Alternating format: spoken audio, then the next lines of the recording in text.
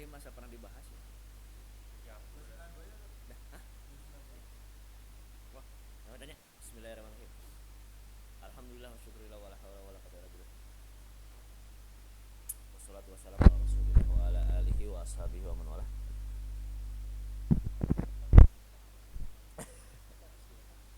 Oh nya bener. Cik Parman dan itu cuma itu. Orang kawin Bismillahirrahmanirrahim. Alhamdulillah wa syukurillah wa la haula wa la quwwata illa billah. Wassalatu wassalamu ala Rasulillah wa ala alihi wa ashabihi wa man walah. Asyhadu an la ilaha illallah wahdahu la syarikalah wa asyhadu anna Muhammadan abduhu wa rasuluhu alladzi la nabiyya ba'dahu amma ba'du. Qala Allah ta'ala ya ayyuhalladzina amanu taqullaha haqqa tuqatih wa la tamutunna illa wa antum muslimun. Allahumma shayyiban nafi'an. Oke. Kawan-kawan sekalian, alhamdulillah segala puji hanya milik Allah yang Maha Suci. Kita bisa lanjutkan lagi kajian kita setiap malam Jumat yang hari ini bertepatan dengan kondisi, tapi satu sisi juga kita tidak lupa hari ini adalah hari Maulid Nabi Muhammad Sallallahu Alaihi Wasallam. Salawat dan salam mudah-mudahan terlimpah-limpahkan kepada Habibana Nabi Muhammad Sallallahu Alaihi Wasallam, juga para keluarga dan para sahabatnya, dan mudah-mudahan sampai kepada kita semua selaku umat yang terpatuh dalam ajaran. Tidak panjang lebar pembukaan, kita lanjut ke pembacaan Al-Hikam ke-234 yang pada kesempatan kali ini dibacakan oleh Ustadz Abdan. Waktu dan tempat kami persilahkan.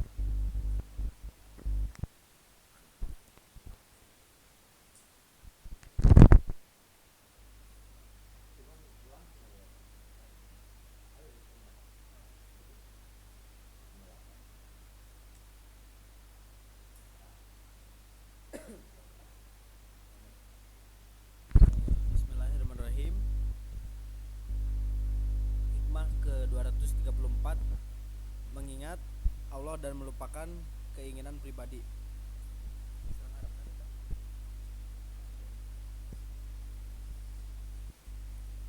Seorang muslim itu suka menyibukkan diri menyanjung Allah sehingga tidak sempat untuk memuji dirinya sendiri, dan ia sibuk menunaikan kewajiban kepada Allah sehingga ia lupa akan keinginan dirinya sendiri. Mukmin sejati tidaklah pernah melihat dan memperhitungkan amal perbuatannya, bahkan yang terlihat darinya adalah anugerah Allah Subhanahu wa taala. Apabila seorang mukmin sholat, puasa dan melakukan kewajiban lain, maka ia akan memuji Allah dan tidak memuji dirinya sendiri, sebab ia tidak pernah meninjau dirinya. Begitu pula yang ia lakukan saat menunaikan kewajiban kepada Allah Subhanahu wa taala, maka tidaklah baginya menginginkan dari ibadahnya suatu hal tertentu seperti surga atau dihindarkan dari neraka. Wallahu a'lam bishawab.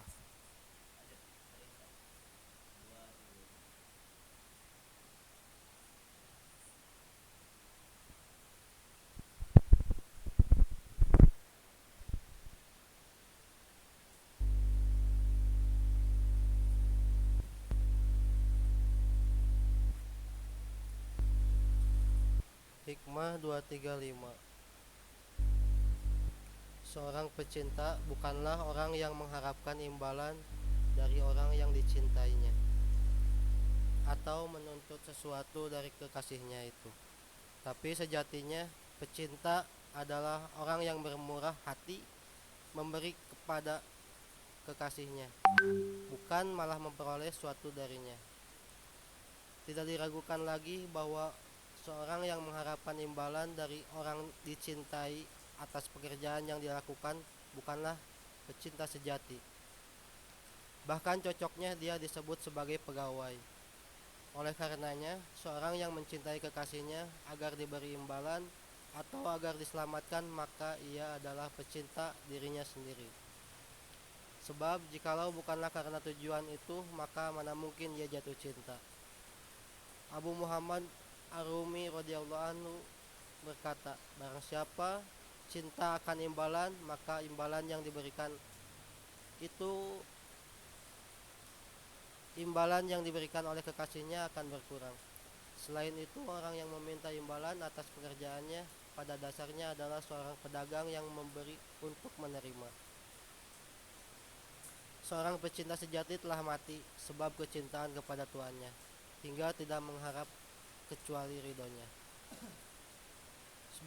Sebagian hal yang tidak dianggap sopan lagi dalam masalah cinta adalah memperlihatkan rasa kesedihan dan rintihan sebab derita yang diberikan kekasihnya.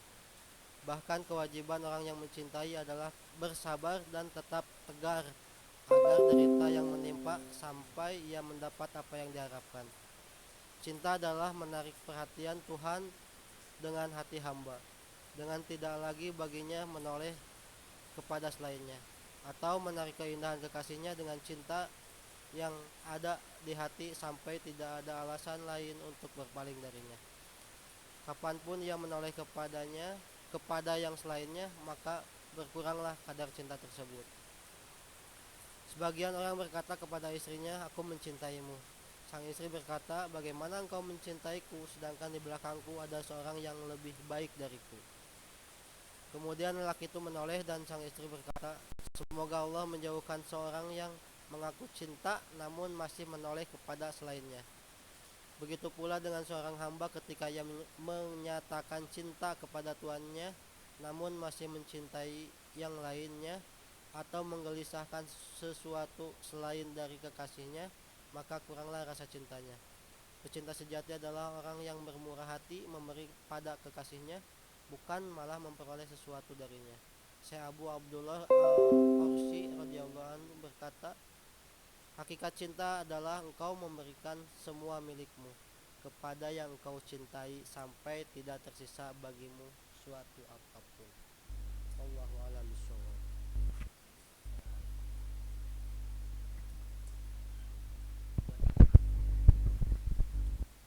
Hikmah ke-236, perang melawan nafsu. Andai kata tidak ada perang melawan nafsu, maka niscaya tidak tampak orang yang melakukan perjalanan menuju kepada Allah. Sebab tanpa adanya nafsu itu, tak ada lagi jarak yang memisahkan antara engkau dengan Allah, dan juga tak ada lagi sekat yang harus dibuka antara engkau dengannya. Kata Al-Mayadin dalam ungkapan hikmah di atas adalah jama dari lafaz midan. Kata tersebut pada dasarnya bermakna medan. Kemudian kata itu dipinjam untuk perang melawan nafsu. Dalam perang, ada kalanya nafsu yang menang dan ada kalanya terkalahkan. Cara memerangi nafsu sendiri telah dijelaskan oleh musonif, yakni dengan model bertahap. Pertama, dengan cara mengajarinya diam, kemudian uzlah, kemudian baru maju memeranginya sedikit demi sedikit, dan begitu seterusnya. Amal yang paling dicintai Allah adalah amal yang terus-menerus dilakukan walaupun sedikit tanpa ada rasa malas. Ini adalah siasat melawan nafsu. Adapun, jikalau engkau langsung melakukan amal yang berat, maka hal itu menimbulkan kebosanan dan rasa malas. Oleh karenanya, Nabi Shallallahu Alaihi Wasallam bersabda, "Lakukanlah amal yang engkau mampu, sebab Allah tidak akan bosan denganmu sampai engkau bosan dengannya." Kesimpulan dari hikmah ini adalah bahwa manusia secara global dibagi menjadi dua. Satu bagian adalah orang yang tidak melakukan perjalanan menuju Allah, dan satu bagian lagi mereka yang melakukan perjalanan. Bagian pertama adalah orang-orang yang tidak melakukan perjalanan menuju Allah. Mereka terpaku pada lahir syariat. Apa yang diperbolehkan syariat, maka mereka mengambilnya, baik itu berat atau ringan. Bahkan, mereka kebanyakan tidak mengambil kecuali yang ringan, sebab yang mereka inginkan adalah keringanan syariat dan kemudahannya. Dari hal-hal yang sesuai dengan hawa nafsunya, mayoritas dari mereka tidak mempedulikan kebiasaan buruk dan nafsu syahwatnya sama sekali. Kemuliaannya bertambah besar, pangkatnya masih melekat, dan dunianya bertambah banyak. Mereka semua adalah golongan awamul muslimin. Bagian kedua adalah golongan yang memberatkan langkah nafsunya demi menuju kehadirat Allah Subhanahu wa Ta'ala. Mereka berusaha dengan sungguh-sungguh untuk menuju hadiratnya, menyibukkan diri untuk memerangi nafsu dan selalu mengoreksi keberadaannya. Setiap hal yang terasa berat oleh nafsu, maka mereka mengambilnya, dan setiap hal yang nafsu terasa ringan untuk mengerjakan, maka mereka meninggalkannya. Begitu seterusnya. Mereka membiasakan dan melanggengkannya sampai nafsu menyerah dan menjadi lunak. Dengan demikian, maka nafsu tersebut akan mengikuti semua kehendaknya. Awal perihal yang diperangi oleh seorang murid adalah meninggalkan dunia atau menguranginya sampai tidak ada hal yang menyibukkannya dari Tuhannya. Kemudian sembunyi dari manusia dan lari dari mereka dengan menganggap tidak kenal terhadap orang dikenal dan tidak berkenalan dengan orang yang tidak dikenal. Selanjutnya, dengan melepas semua kedudukan dan pangkat yang dimiliki sampai ia terlihat hina di mata manusia. Setelah semua proses tersebut telah dilakukan, dilanjutkan dengan merendahkan hati dan pemiliknya dengan melakukan hal-hal yang dapat mencapai derajat tawadu, seperti berjalan dengan tanpa alas kaki, tanpa memakai penutup kepala, dan lain sebagainya. Apabila telah nampak darinya sifat hina, tawadu, khumul, fakir, dan telah menjadi karakter hati, maka ia telah mengalahkan nafsunya, bahkan ia telah mengalahkan semua alam ini. Barang siapa yang telah mampu mengalahkan nafsunya, maka sama halnya ia telah mengalahkan dunia dengan segenap isinya. Andai kata tidak ada perang melawan nafsu di dunia ini, maka niscaya tidak akan terlihat perjalanan para penempuh jalan kepadanya. Sebab tidak akan dapat dibedakan mana yang melakukan perjalanan dan mana yang bermalas-malasan, kecuali dengan menentang nafsu dan membedai adat manusia. Barang siapa mampu mengubah kebiasaan dirinya sampai sama di matanya antara mulia dan hina, fakir dan kaya, dan sifat lain yang dibenci oleh nafsu, maka ia benar-benar telah melakukan perjalanan dan usul kepadanya. Dan barang siapa yang tidak mampu merubah sehelai rambut pun dari dirinya, maka tidak ada perjalanan baginya dan tidak ada kata usul untuknya. Abu Usman al-Khairi berkata, tidaklah sempurna seorang lelaki sampai di hatinya sama di dalam 4 hal, di dalam menolak, memberi, mulia, dan hina. Diriwayatkan dari Ibrahim bin Adam radhiyallahu anha bahwa beliau bercerita, aku tidaklah pernah melakukan perjalanan kecuali 3 kali saja. Perjalanan pertama berada di sebuah perahu bersama beberapa penumpang lainnya. Di antara orang-orang itu ada seorang lelaki yang bercerita lucu sampai orang-orang tertawa karenanya. Lelaki itu berkata, suatu hari aku melihat seperti ini dan seperti ini. Cerita itu sambil dipraktekkan dengan menarik-narik jenggotku sampai orang-orang tertawa. Waktu itu aku adalah lelaki paling muda dan paling hina. Perjalanan kedua, tatkala aku sedang duduk istirahat, tiba-tiba ada seorang datang menamparku. Di hari lain perjalananku, aku juga sedang duduk, tiba-tiba ada orang mengencingiku. Sebagian hukama berkata, hakikat dari hilangnya nafsu dari dalam hatinya adalah kecintaan ingin bertemu dengan Allah di setiap nafas yang dihembuskan tanpa usaha darinya. Apabila murid telah menemukan tanda ini, maka keluarlah ia dari alam jenisnya. Dan apabila tanda ini belum ditemukan, maka teruslah berjalan. Jangan berhenti dan jangan malas. Barang siapa mengetahui tujuannya, maka akan ia merasa sedih atas apa yang ditinggalkannya. Ungkapan sebagian hukama ini tentunya hanya akan mendapat diwujudkan dengan adanya guru pembimbing menuju kepadanya, yakni Syekh At-Tarbiyah. Sedangkan tanpa guru pembimbing, maka jangan berharap untuk melakukan perjalanan selamanya walaupun semua ilmu telah dikumpulkan olehnya. Ini adalah ilmu hati yang tidak dapat hanya dengan taklid begitu saja.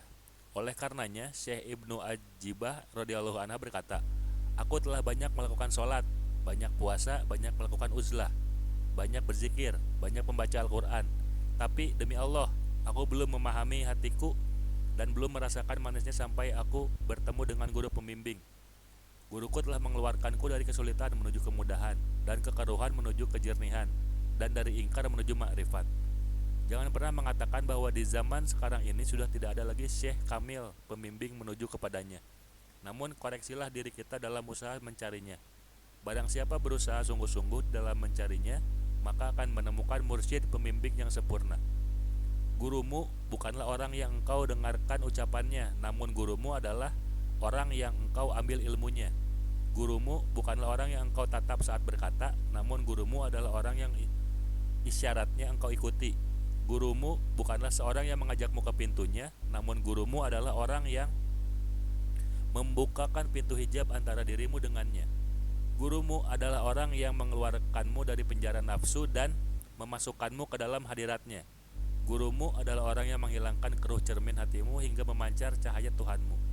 Kemudian, Ungkapan perjalanan dalam bab ini hanyalah majas saja, sebab pada dasarnya tidaklah ada penghalang antara dirimu dan dirinya, sehingga harus melakukan perjalanan kecuali penghalang berupa nafsu yang tebal dan keterkaitan hati dengan dunia. Menghancurkan kebiasaan diri, memutus nafsu, dan memutus keterkaitan dengan dunia, itulah yang dinamakan perjalanan menuju kepadanya. Barang siapa yang mampu merobohkan kebiasaan dirinya, maka hilanglah gelapnya penghalang. Barang siapa mampu memutus ketergantungan hati, maka berlimpahlah dirinya dengan ilmu robbaniyah. Dan ini adalah makna dari wusul. Tidaklah ada jarak yang secara kasat mata antara dirimu dan dirinya sampai engkau harus melakukan perjalanan menuju kepadanya. Dan tidak ada penghalang antara dirimu dengan dirinya secara kasat mata sampai engkau harus wusul kepadanya. Tidaklah ada yang menghalangi antara dirimu dan dirinya kecuali wujudnya nafsu. Andai kata engkau bisa mengalahkannya, maka niscaya engkau berada di sisinya. Tidaklah engkau akan tenggelam bersamanya kecuali dengan kematiannya. Kematiannya hanya ditempuh dengan merubah kebiasaan nafsu yang ada. Oleh karenanya, Syekh Abdul Madian berkata, barang siapa yang tidak mati, maka tidak melihatnya. Syekh Abdul Abbas Al-Mursi berkata, tidaklah engkau dapat masuk ke hadiratnya kecuali dari dua pintu, dengan fana akbar, yakni kematian nyata, dan fana asgor, yakni dengan apa yang dilakukan oleh golongan kita para sufi. Wallahu alam bisawab.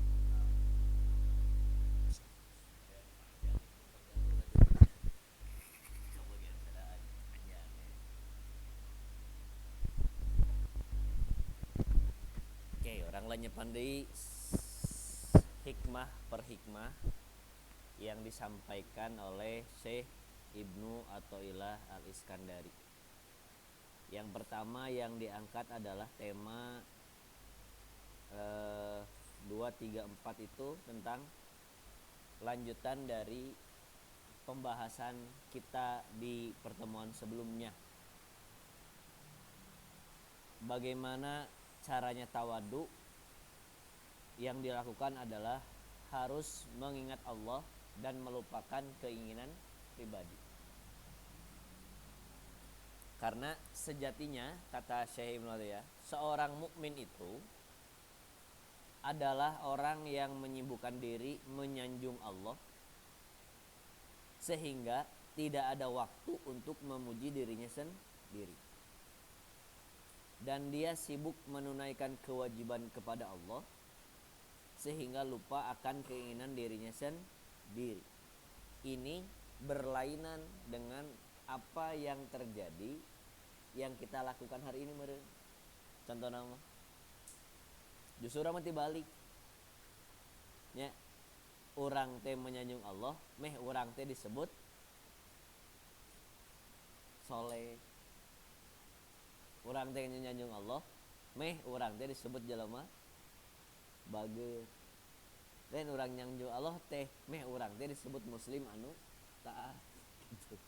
Karena kapanggih utara nyanjung Allah mah lain gitu.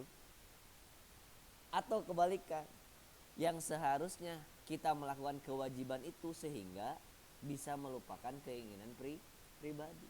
Tapi kenyataan hari ini justru kewajiban yang dilakukan sebagai alat ameh keinginan orang terkabul. Jadi ingat aja gitu, bahwa mengingat adalah kata lawan kata dari kata melupakan. Setiap antum ingat sesuatu pasti ada yang dilupakan. Ngan teman teh ya mah gitu. Ingat dua nana gitu. Ingat dua Allah na ingat keinginan seorangan. Ingat gitu. Jadi tidak sempurna mengingatnya gitu. Contoh, mengingat kematian berarti lupa akan kehidupan. Maksudnya lupa kehidupan ayeuna. Tapi ingat kayak kehidupan selanjutnya gitu. Kadar beda memang. Tak gitu. Itu kan nanti prosesnya dalam nanti dina hikmah selanjutnya. Makanya lagi bahasana. Mukmin sejati itu adalah orang yang tak pernah memperhitungkan amal perbuatannya. Tadi hitung orang sholat sabaraha kali. Ya, geus sabaraha rakaat. geus sakitu naon teh geus urang teh berjuang meluangkan waktu untuk melakukan kewajiban mun urang tersibuk oge. Itu tidak pernah memperhitungkan hal seperti itu. Tapi sadar bahwa apa yang pernah kita lakukan itu adalah anugerah dari Allah gitu. Entak moal aya bahasana nu sok ka masjid teh ngalieu teh alusan urang sok ka masjid. Karena ngarada eta mah lain masalah urang eta mah nu ka masjid, tapi eta mah bagian anugerah dari Allah. Jadi lamun aya ciri-cirinya, lamun aya nu pernah ka masjid nempo batur jonga alusan urang sok ka masjid batur mah tara bakal malah mah imahna gigireun masjid, berarti tandana gitu. Urang teh acan masih terjebak kepada memperhitungkan amal perbuatan. Dan ketika mengingat orang kebaikan orang, pada saat itu adalah Anda melupakan anugerah dari. Maka salah satu cara bisa bersyukur mah kitu carana teh kade ulah jadi kufur kena teh salat teh kalah jadi kufur, tapi kudu bisa jadi syukur. Naon syukur jeung kufur teh? Ari kufur teh nutupan anugerah dari Allah. Syukur teh nampilkeun ieu teh anugerah dari Allah. Jadi lain masalah orang leuwih alus ti batur gitu. Justru syukur mah orang kudu leuwih tawadu, leuwih rendah diri nalika orang geus ngalakukan sebuah kebaikan. Lamun kebaikan orang belum bisa menimbulkan rasa tawadu orang, tah gitu. Lamun bahasa ieu mah can inget 100% masih aya anu ngaganggu kana ingatan orang ka Allah Subhanahu wa taala. Eta ieu nya pesan teh kitu. Maka sih di bahasana kieu, dia mah langsung kana praktekna. Apabila seorang mukmin salat, puasa atau melakukan kewajiban yang lain dari rukun Islam, maka dia langsung diakhiri ku alhamdulillah, memuji Allah. Bukan bukan istilah namanya lain orang teh geus alus gitu. Orang teh jelema alus lain gitu. Lain lagi bahasa orang gitu bahasanya. Tapi langsung alhamdulillah. Begitu pula saat dia menunaikan kewajiban kepada Allah, sedangkan kewajiban orang melakukan sholat dan sebagainya. Iya mah jika menunaikan kewajiban kepada Allah, maka tidaklah baginya menginginkan dari ibadahnya itu suatu hal tertentu. Nu jadi kritik di dia adalah salah satunya adalah orang sholat teh meh diasupkeun ka surga, atau orang sholat teh meh teu diasupkeun ka neraka. Maka itulah menjadi betul-betul ingatna ka Allah hungkul da surga neraka mah makhluk Allah. Paham tuh? Jadi dia mah dikritik nanti gitu. Ai inget mah 100% we entong inget Allah pedah ku surgana, entong inget Allah pedah ku neraka. Nu kitu teh teu 100% inget. Ai inget mah Allah pedah hungkul gitu. Dengan kesadaran bahwa surga teh milik Allah, neraka teh milik. Tos tong disebutkeun eta mah urang ngalakukeun kewajiban mah, maka keinginan terbaik adalah ketika melakukan ibadah apapun itu adalah liqa rabbi, bertemu dengan Allah. Pahamnya? Ini bahasana adalah cara untuk kita memunculkan syukur ngarah tadi ibadah orang bisa menghasilkan sifat tawaddu yang kemarin kita bahas adalah cukup ingat Allah, lupakan keinginan pribadi. Nanti kemarin kan kita bahas deh, usahakan ke lamun sholat teh omat beresan heula masalah dunia, hapus heula kitu nya, tinggalkeun heula kitu nya, hate kosongkeun heula, meh naon, meh bisa fokus ke Allah Subhanahu. Ulah pas Allahu Akbar jo inget kabeh. Allahu Akbar. Aduh, hayang ieu, aduh setengah menit pertama. Jo. Juga jo. Saya jo keting ngebleng we. minimal aya proses heula gitu. Maka kalau mampu seperti itu, itulah yang disebut dengan pecinta sejati. Maka dilanjutkan ke hikmah selanjutnya. Seorang pecinta bukanlah orang yang mengharapkan imbalan dari orang yang dicintainya atau menuntut sesuatu dari kekasihnya. Tapi sejatinya pecinta adalah orang yang bermurah hati memberi pada kekasihnya, bukan malah memperoleh sesuatu darinya. Kita pernah bahas bahwa cinta manusia adalah cinta yang egois sebenarnya. Kita kadang mencintai seseorang agar seseorang itu mencintai diri kita sendiri seperti kita mencintai diri kita sendiri. Da template-nya ieu teh contohna teh. Lamun ka rata-rata gitu.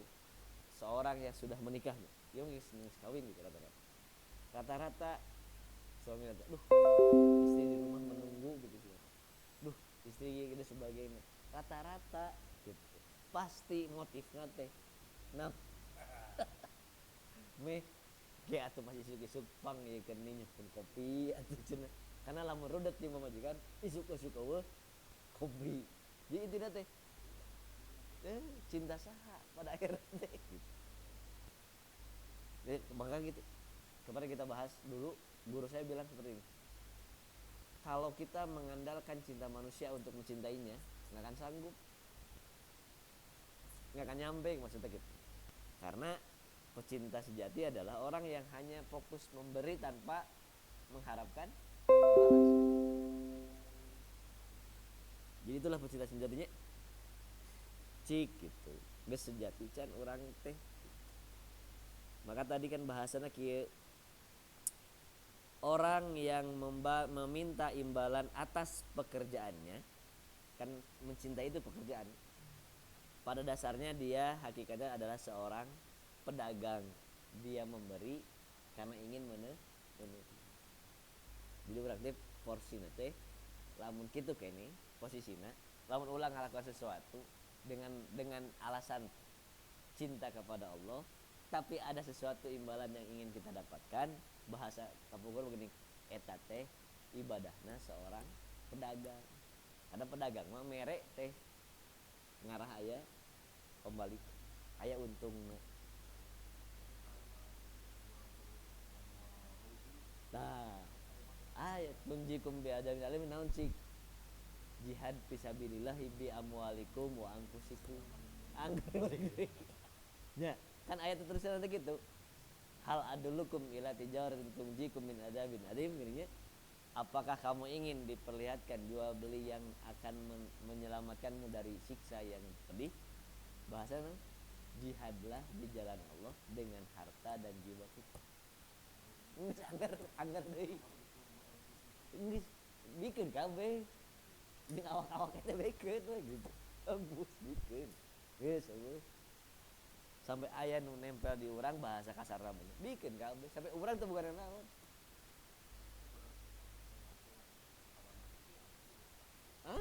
Nafsu suka gitu.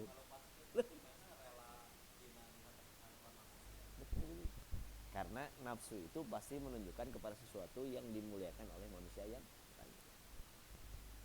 Dan orang yang beunghar kan naon? Cik pertanyaan sederhana. Nah orang yang beunghar.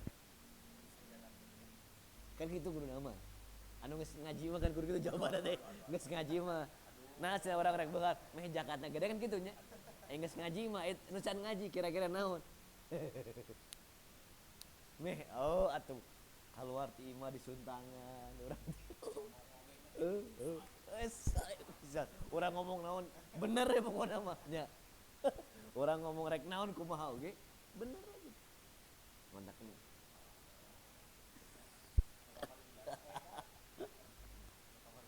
Pokoknya mah ayeuna anu muncul di TV teh gitu rata-rata kan gitu. Aduh geuning omonganna teh bener kabeh gitu pokoknya mah nu salah we. Nu hina mah can ngomong ge. Can ngomong ge. Can ngomong ge geus salah nu hina.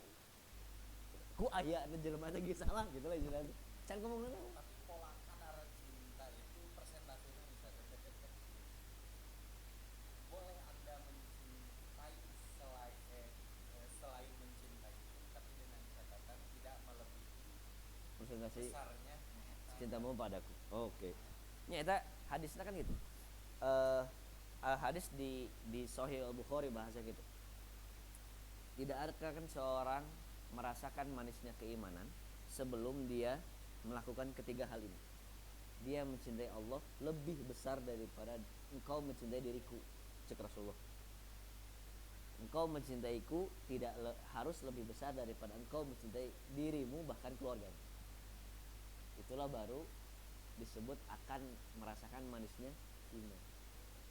Jadi kadarna teh sok bisa mua kumaha carana. Ngan tadi teh lamun sudut pandangna cinta itu cuma satu. Oke. Cinta itu dari hati yang satu, maka ieu teh lamun dibagi tilunya ieu kudu setengah. Bener gitu nya? Ieu setengah dibagi tilu berarti anggap 2/3. Sisana sepertilu. Tapi tadi deui lamun sudut pandangna adalah antum enggak bisa mencintai Allah dengan cinta yang kita miliki. Artinya naon? Jadi kudu pakai cinta lain. Itu mah moal bisa gitu. Cinta orang moal bisa. Karena pasti 100% mencintai diri orang sendiri. Maka buktinya dalam ibadahna geuning gitu.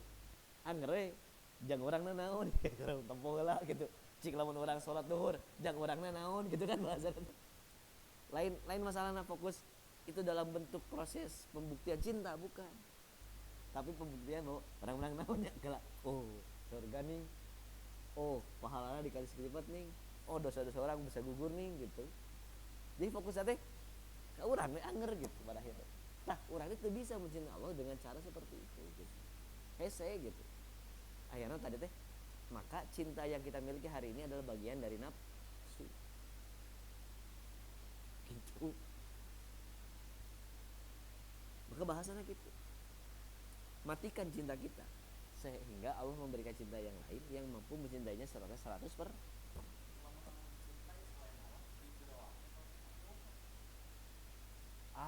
Aya kasus gitunya di geronnya ngalah ngajauhan.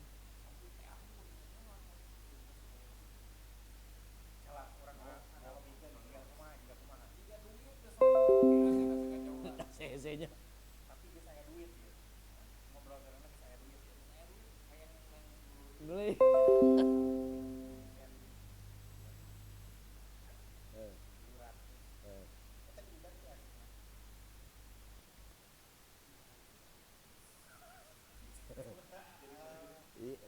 Logikanya ekstrim memang logikanya ekstrim. Anu standar tuh. Standar.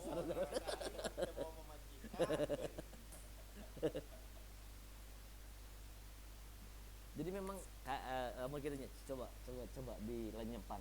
Lamun orang semakin mencintai sesuatu, nu selain Allah nya, pasti ngajauhan. Dirasa ngajauhan. Begitu nyamperkeun. Itu pada akhirnya bahkan sebenarnya nggak gemoyan eta teh. Oh nya. Kalau kejar akhirat dunia pun akan nyata. Tapi eta kade terjebak deui pada akhirnya. Lamun orang fokus kana eta, orang udah ke akhirat dunia bakal lain kitu, lain nuturkeun lain kade. Lain. Gitu lamun kitu keneh konsepna ente teh sedang jual beli karena orang ngudag akhirat meh dunia ngudag urang. Nya, tetap. Karena itulah hakikat cinta, harus butuh pengorbanan. Betul. Itu dia. Nanti kan tangke orang cobaan gitu. Oke, strategi bagaimana melawan nafsu kan gitu. Hikmah selanjutnya adalah bagaimana melawan nafsu yang dibaca tadi keusada tadi. Kan intinya gitu ya. Kalau cinta masih dalam proses ingin ada balasan, maka hakikatnya Anda belum menjadi pecinta yang sejati.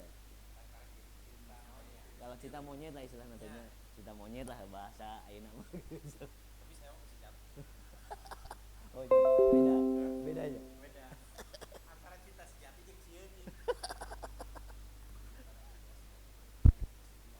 setia.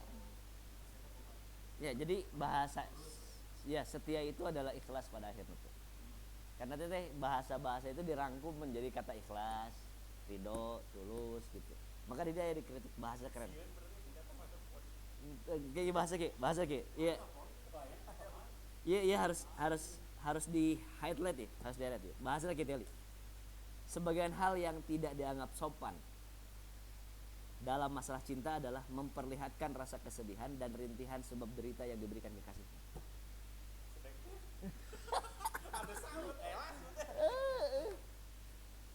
Mengeluh adalah mengeluh dengan apa yang diberikan oleh kekasihnya. Cincring teu sopan teh.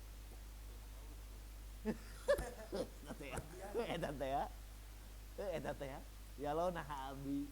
Ya lo.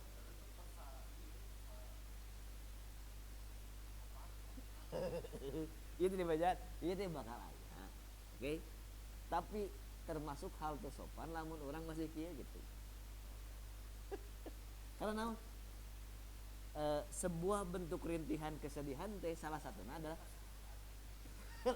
lain maksud bedakan jadi kieu maksudnya mencintai Allah adalah kan tadinya kita fokus dan rela dengan apapun yang diberikan oleh kekasih. Maksudnya kieu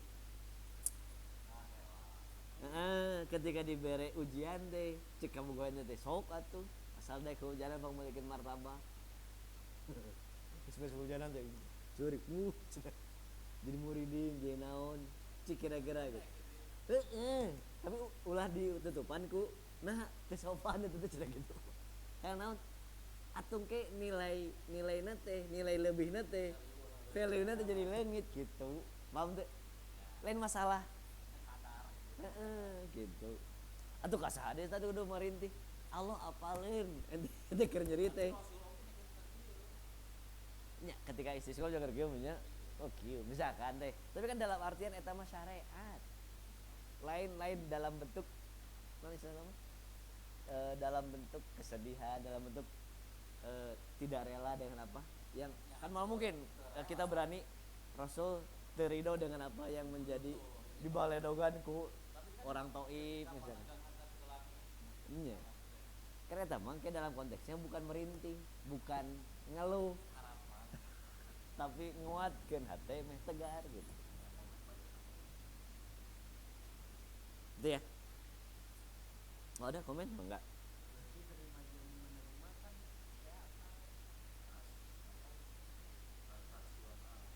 Nah, ya transaksional. Nah, ini komen alhamdulillah. Nuhun, jazakallah khairan.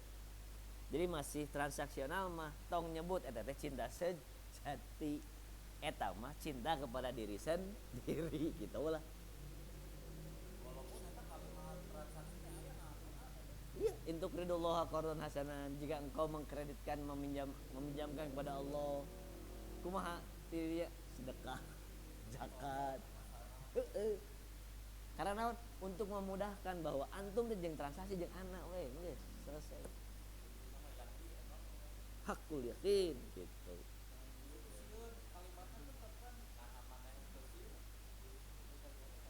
Nya. Da eta disentil lagi rata-rata. Karena tadi teh keagungan Allah lah yang harus dikedepankan gitu. Kumaha naon istilah nama? Kumaha syadidul iqab Allah teh nu ke depan kunaha meh urang teh teu polos teuing gitu. Bahwa fokus teh Allah teh Maha Pengasih tapi kade gitu. Ente ngalieur teh gitu aya konsekuensi yang akan diberikan gitu. Gawur deh kan gitu akhirnya ya Allah antulah atuh kan gitu kan meh gitu deh gitu teh meh belok betul. Jadi kita harus tahu bahwa setiap hukuman itu adalah fungsinya untuk sikap preventif untuk agar mengurangi pelanggaran sebetulnya kan rata-rata kan gitunya lain supaya jelema tegak lain tapi untuk mengurangi ngarah teu belok gitu. Ingat Allah ya bakal dikieu balik deh gitu. Jadi sebetulnya hukuman itu ada, siksaan itu ada untuk mengingatkan kita agar kembali kepada jalan yang lurus. Tapi agar kita sanggup tegar tabah yang lurus, kudu ingat sifat-sifat yang kebaikan Allah gitu. Allah Maha Rahmat, Allah Maha Taubat. Maka seseorang yang merasa putus asa gara-gara contoh, mohon maaf, sholat masih bolong-bolong, terus maksiat masih pebalatak, jadi we putus asa dari rahmat Allah, itu yang dikhawatirkan pada akhirnya. Karena naon, masih kena ngutang itu, aduh lo bakal dosa orang nih daripada kebaikan orang, jadi kagok weh gitu, pada akhirnya ada percuma mual diham durah, bahaya kan. Jadi harapan itu harus hadir agar kita tetap bisa tegar dalam lurus meskipun belum sempur. Tapi tadi ingat kanu siksaan Allah teh, meh ingat orang teh tong lilating belok na lurus deui gitu aya. Kempegeun deui ngarah tadi teh pas ka dieu teh, oh iya ingat rahmat Allah deui. Pas ada belok saya teh kayak gini, alah bisi menang eta balik deui gitu. Kitu nya. Jadi pagerna nafsu teh ayana khauf jeung ayana roja. Kan pager eta namanya. Dan ditutup dengan Abdullah Al-Qarsi radhiyallahu anhu, hakikat cinta adalah engkau memberi semua milikmu kepada engkau cintai sampai tidak tersisa bagimu suatu apapun. Lamun aya nu bisa mencintai seseorang seperti ini, walah. Kenapa Romeo and Juliet jadi sebuah kisah cinta yang luar biasa? Why? Kenapa Titanic menjadi ikon sebuah percinta yang hasil kan? Jadi novel-novel percintaan yang luar biasa nih. Apa sih? Wah, itu nonton. Titanic deh. Aing. Sampai dia berkorban, sampai kan Titanic teh nu terkenal saat itu adalah para anu berteknologi tinggi, anu tahan banting di perairan. Tiga akan tenggelam bahasa lagi. Ieu perahu moal mungkin kelep. Ketika nabrak es mah beula we anger. Tapi eta apa yang dilakukan oleh si Jack tuh, dia memberikan apa yang dia miliki, ngarah si awena teh salamet hirup meskipun manehna maut pada akhirnya. Kedinginan di lautan Antartika bernya bahala teh asal kan diberekeun kan. Konspirasi maksud apa sih kan teh? Kan bahasanya kan kieu. Kan bahasanya ini adalah percintaan yang tidak akan mungkin terjadi oleh pada manusia. Orang kan mengakui gitu. Cita-cita yang jadi populer saja siga orang mah Laila Majnun. Sampai ya Laila Majnun enggak ada filmnya enggak ada. Ieu mah kisah terkenal. Ada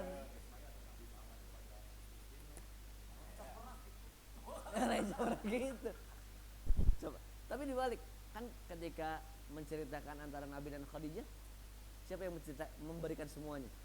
Khadijah. Anu di highlightna Khadijah. Karena lamun fokus ke Nabi nah, kayak orang yang bahasa kieu ada Nabi. Bahasa gitu nya. Ada eta mah Nabi mungkin gitu. Khadijah udah highlight. Nah Khadijah udah highlight. Duanan teu bisa. Tapi kan pada dasarnya dia mencurahkan semua hartanya ketika dia menjadi rasul. Sebagai salah. Karena tadi itu memperjuangkan kebenaran. Jihad fisabilillah bi anfusikum wa amalikum begitu. Perempuan pertama yang menjadi sebut penghuni. Sok, ini banyak hal-hal seperti itu. Jadi yang di highlight karena kenapa bukan Rasulullah yang di highlight? Pertanyaan kenapa percintaan Nabi dengan istrinya enggak Nabi Muhammad yang di highlight gitu? Yang tadi khawatir hikmahnya, lamun Nabi Muhammad yang di highlight, kayak bahasana teh.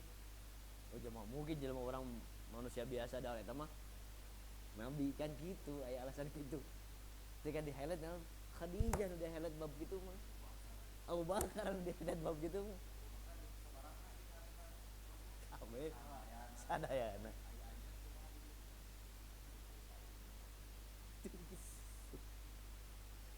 Padahal Rasulullah terus apa lah itu teh informasinya mah bae teh bakal digantian sabaraha balik lipat.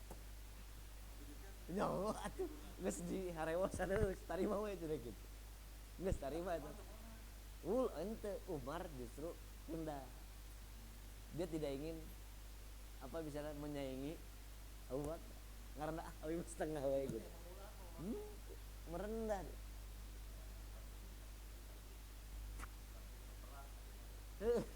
kan jadi apanya pada akhirnya sok lanya pandirana dia atas nama cinta itu adalah cinta atas nama diri sendiri, ngajaga jabatan, ngajaga hartana, ngajaga diri saudara.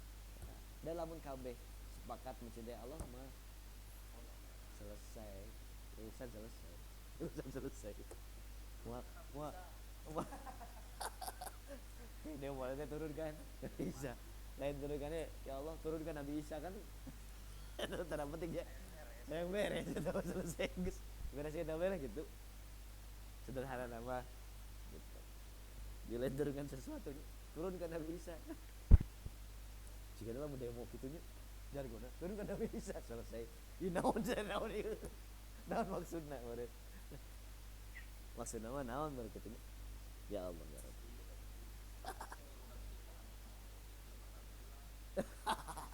karena masalah apa kenehnya sebenarnya hari kabeh sampai kan bahasa hese dengan anu mustahik teh gitu itu bahala gitu aya kisah-kisah seperti itulah gitu kebayang berarti lah kira gitu wah kebagian gini aja gitu aduh ruduk. Nah maka tadi Ustaz kumaha atau carana perang melawan hawa nafsu. Maka tadi ya melawan nafsu teh kumaha. Jadi hawa nafsu teh tong difahami sebagai kan kita bahwa terjebak hawa nafsu itu adalah bab yang sifatnya syahwat gitu. Syahwat teh hanya fokusnya kepada yang sifatnya biologis gitu. Seksiologis gitu nya. Kan fokusnya katanya lain bab. Kan kita bahwa fokusnya katanya hawa nafsu teh sehingga maksudnya dalam artian syahwat orang teh lain kahayang gitu nya terus bahala fokusnya kahayang teh kahayang kanu kaduniaan kahayang kanu naon lupa bahwa cinta adalah bagian dari nafsu sekali cinta yang kita miliki adalah bagian dari makanya ketika orang hayang ketika cinta itu ingin memiliki ben eta mah nu hayang HP milik mah pasti bagian dari nafsu. Da cinta yang itu bukan nafsu mulai dan hayang memiliki hayang mere sab. Nya hayang ngadeun batur gitu. Itu transaksional dia wae. Geus. Bodoh eta. Leuwih parah mending nyekeun dimanfaatkeun ku batur urang teh positif berarti urang teh jelema manfaat digitukeun bae kuring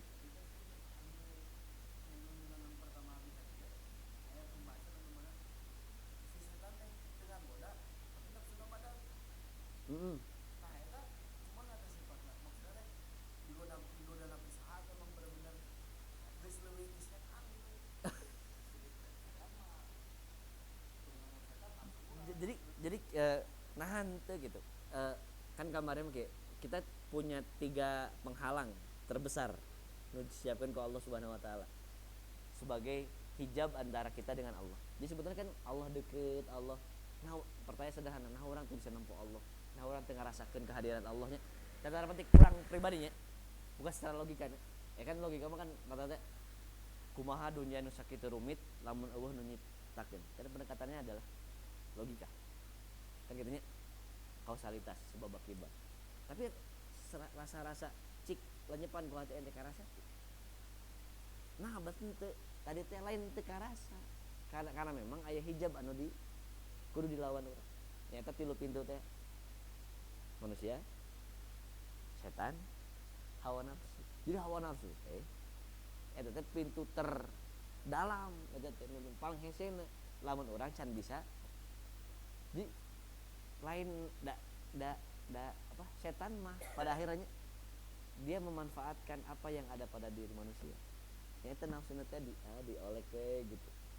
kadang yang paling bahaya adalah dia menunjukkan kebaikan padahal ya, ketika menunjukkan kebaikan itu teh ujungnya bakal bukan yang patut. Maka transaksional sok sholat kira ente bakal menang ieu minta sholat jika halus sih minta sholat setan minta sholat gitu kan aya setan ngaganggu pas sholatnya kan sebetulnya teh da simsa setan nanti anu sok ngaganggu sholat nih sok ngaganggu dina masalah rumah tangga gitu kan aya eta mah masih level-level semua sepakat itu level membahas setan anakna gitu level anakna no. Easy eta udah ganti lah levelnya masih kena easy gitu justru nu eta mah nu tadi gitu ngagelikeun kebaikan orang ngelakukan jadi jang orang gitu lain jang Allah ngarusak keikhlasan ngarusak naon eta nu berat lah eta nu panghesen jadi bukan berarti setan anu kan kusaha tuh anu setan teh tahu bahwa orang teh boga ujian terakhir teh hawa nafsu eta nu dimanfaatkeun ya kalekete. Ieu salah satu nasihat Syekh Abdul Ibnu Athaillah Al-Iskandari bagaimana cara perang melawan nafsu. Tapi sepakat dulunya hakikatnya adalah andai kata tidak ada perang melawan nafsu maka tidak ada yang tampak akan ada perjalanan menuju Allah Subhanahu wa taala. Jadi dia punya fungsi. Fungsinya dalam orang ngelawan nafsu. Hakikatnya orang perjalanan menuju Allah. Jadi jihad fisabilillah teh nah sabil kan nah jalan. Untuk mengilustrasikan adalah kita melakukan sebuah perjalanan. Jihad terbesar adalah jihad melawan nafsu. Ngerti?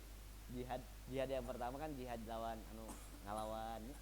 Yang kedua jihad istilahnya jeung manusia gitu sesama gitu lain kafir ya dan ngalawan sesama gitu. Yang terakhir paling jihad akbar teh jihad terbesar adalah jihad melawan hawa nafsu. Nah disebut akbar karena ieu mah akan kita perang sampai kita meninggal. Eta adalah hakikat yang pertama diangkat oleh Ibnu Athaillah Al-Iskandariyah. Jadi artinya jangan pernah kita mencela nafsu karena itu bagian dari perjalanan ujian dari Allah Subhanahu wa taala. Maka cara memerangi nafsu teh kahiji pertama dengan cara mengajarinya diam. Ya. Coba tahan godaan anu muncul dina benak muncul dina ieu teh tahan pernah deuna penting-penting ayeuna hayang dahar keur tiis kieu we hayang rujak geus ya rujak kieu rujak jam sakieu coba orang mana ada rujak jam sakieu nasi goreng ayam bakar roti bakar cik kali-kali pernah teh gitu tah aya sesuatu nu memang kahayang eta mah lain nahan eueuh eta mah ai nahan mah aya gitu mampu tapi dieureunkeun eta cicing gitu efisiensi nama keur usum efisiensi ya Allah anggar si efisiensinya nu kadua uzlah teh tadi menyendiri dicicing heula ya nu eta cicing we maksudnya apapun yang batu bakar lomba-lombanya lomba udah bieu orang cicing meskipun ada hayang orang cicing udah gitu tapi orang satu nasihat penting orang harus paham hidup itu bukan perlombaan jadi tekudu rusuh ya. Karena masing-masing punya apa ya timeline masing-masing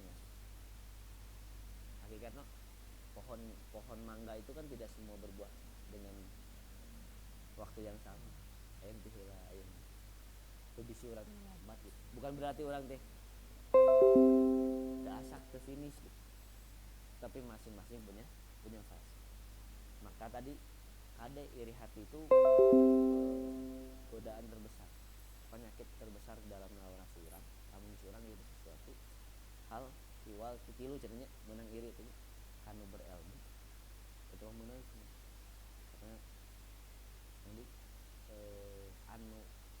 ibadahna halus terang iri na bab gitu.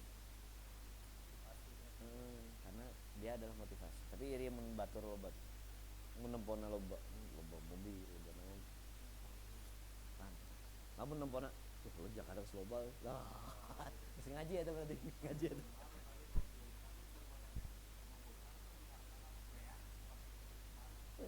taetan jadi iri awet meh cukup sampai ke kolot gitu cukup. Kita ada kedua, jadi diam uzlah baru maju memeranginya sedikit demi sedikit. Orang kadang salah langkah, rata-rata lawan ngelawan nafsu teh langsung lawan teh ku tahajud 11 rakaat teh teu urun selama sabulan. Naon cenah pada akhirnya jika engkau langsung melakukan amal yang berat, maka hal itu akan menimbulkan kebosanan dan rasa malas. Justru urang teh ker nyok bakal nepung rasa bosan. Bahasa urang tahajudnya sebulan tapi tidak ada perubahan. Hijrah teh kalahkah leuwih. Kebeunang nikmatna maksudnya. Ulah digas teh. Aya proses santai. Aya rata-rata kan hijrah tuh. Piu langsung hijau. Gitu. Batu. Ada. Bubuk rang. Ada udah bubuk ranginang gitu. Alah. Lamun lauk mah berarti ngalawan pada akhirnya. Lain mengikuti arus kena teh.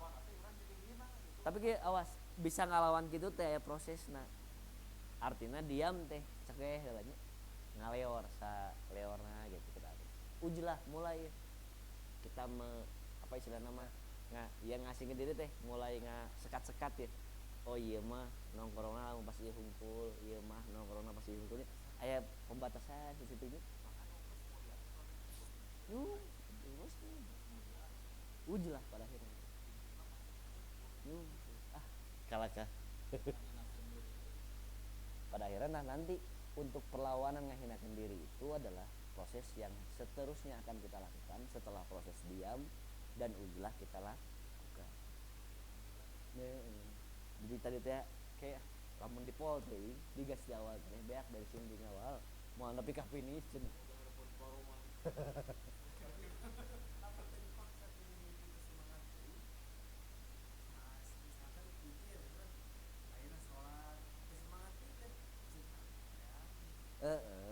Jadi satu sisi hal ente harus paham bahwa jika witir antum adalah sebuah langkah besar yang anda lakukan dan anda lakukan terus nih, jadi bahaya nah gitu. Lamun tanpa proses mental orang dibangun heula itu bakal bahaya karena nanti nepung bosen. Bahasa gini orang geus tahajud sabaraha bulan nih. Pasti berefek apapun itu pasti berefek.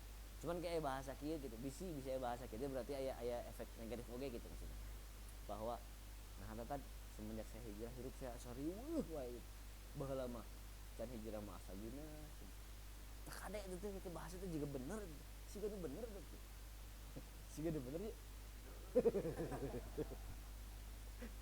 heula umar cara gitu urang teh satu sisi eta sih kan bener tuh. Tapi kan pasti anu salah, itu sudut pandang salah ya pasti itu. Sampai berani mengambil kesimpulan bahwa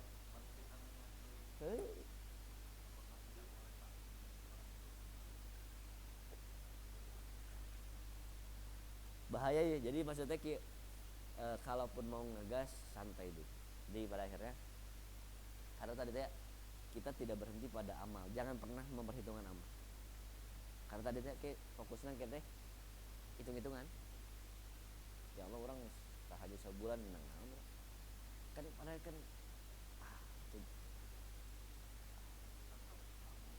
Pak Budi ya maksudnya tadi ieu lanjutan kieu bahasana jika kamu belum bisa melakukan seperti itu lakukan terus menerus lakukan amal yang kau mampu sebab Allah tidak akan bosan denganmu sampai engkau bosan dengannya.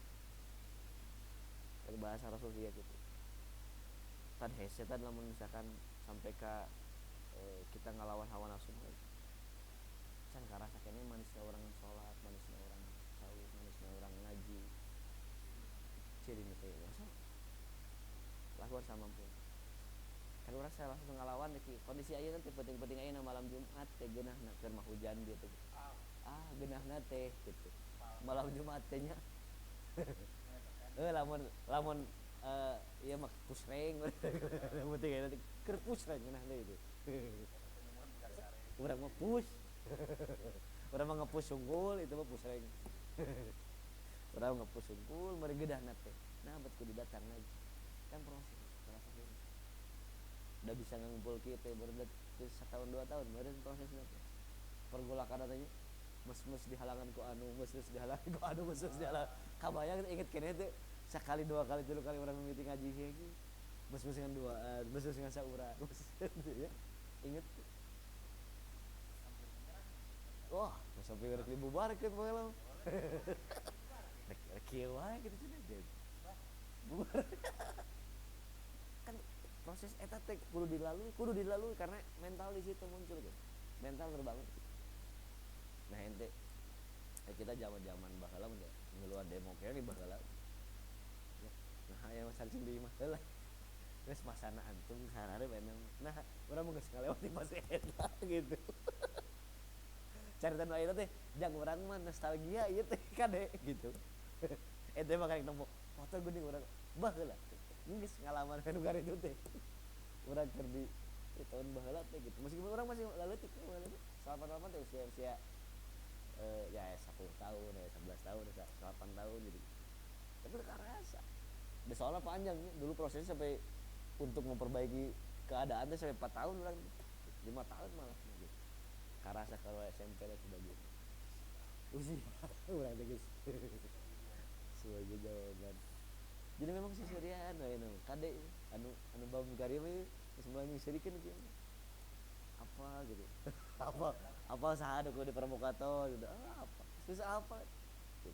Ditong aneh gitu amun ayeuna aya kolot-kolot nu turun tangan teh alah bahaya geus tong deketan geus pro eta mah geus geus ngalama sabaraha fase baheula kolonial fase itu entak nostalgia jadi satu sisi urang teh kasieun nya satu sisi tapi da ieu teh geus pernah kalawan gitu itu bagus pernah dan baik-baik aja gini supaya ada baik-baik aja orang aja orang bisa hidup gede gitu pada akhirnya alhamdulillah gitu gini dengan situasi moneter luar biasa baheula hirup kan aku yakin akhirnya teh baik-baik saja selama ya yang orang baik sekarang harus mampu menampilkan itu karena tadi bahasanya kalau yang baik hanya diam-diam saja ya bahaya kadang kebaikan itu harus dimunculkan pada hari ini bukan untuk kan mohon maaf ya khawatir kebaikan dimunculkan kan bisi ria nya rata-rata bisi eta mah hayang kapuji hayang naon justru aya mah masa memang kebaikan harus ditampil ieu teh penting naon ieu teh kudu urang teh sedang mengdakwahkeun yen dengan kondisi yang konon katanya Indonesia sedang tidak baik-baik saja aya keneh nu gerek ngaji aya keneh nu rek itu penting disampaikan aya keneh anu tanda penting ya kita masih menginginkan betul-betul kebaikan tanpa perlu kita apa istilah nama mengharapkan sesuatu gitu boh jabatan teu urang mah hayang kabeh teh balik deui gitu balik deui urang menegakkan syariat Allah di muka bumi anu urang hakul yakin bahwa syariat Allah adalah yang terbaik ayat Allah hakul yakin bahwa syariat Allah itu adalah yang paling adil jika dibandingkan dengan syariat-syariat yang dibuat oleh selain Allah itulah Islam orang kudu hakul yakin aturan-aturan Allah lamun dijalankan itu pasti yang terbaik kudu hakul yakin maka kita adalah bagiannya ada meskipun tanda petik ada yang punya kepentingan dan sebagainya orang mah punculkan bahwa orang adalah bukan orang yang punya kepentingan karena tidak ada imbalan yang kita inginkan ke depannya tapi inilah adalah bagian dari aturan Allah menghilangkan melawan zalimah dan menyelamatkan orang-orang lemah, orang-orang miskin. Itulah yang menjadi salah satu ruh nah orang kudu jadi orang yang berjuang. Itu penting. Itulah kemarin koreksi beberapa hal tema kita hari ini. Mudah-mudahan Allah berikan kekuatan senantiasa meh orang lempeng, meh bersih, meh betul apa yang kita lakukan atas nama cinta, bukan hanya sekedar keinginan nafsu belaka. Jadi sok diajar seetik sad hese gini teunana. Dan meureun kudu aya praktekna urang salat sahijina betul-betul urang salat karena cinta. Ya. Nikmat sebaik-baik nikmat setelah iman teh adalah Islam. Tah eta maksudna teh gitu. Urang bisa salat itu teh nikmat nikmat terbesar itu setelah iman teh. Urang iman ke Allah, percaya ke Allah dengan segala keagungannya. Kemudian selanjutnya adalah nikmat terbesar adalah kita bisa melakukan salat sebagai bentuk cinta kepada Allah Subhanahu wa taala. Eta maksudna teh.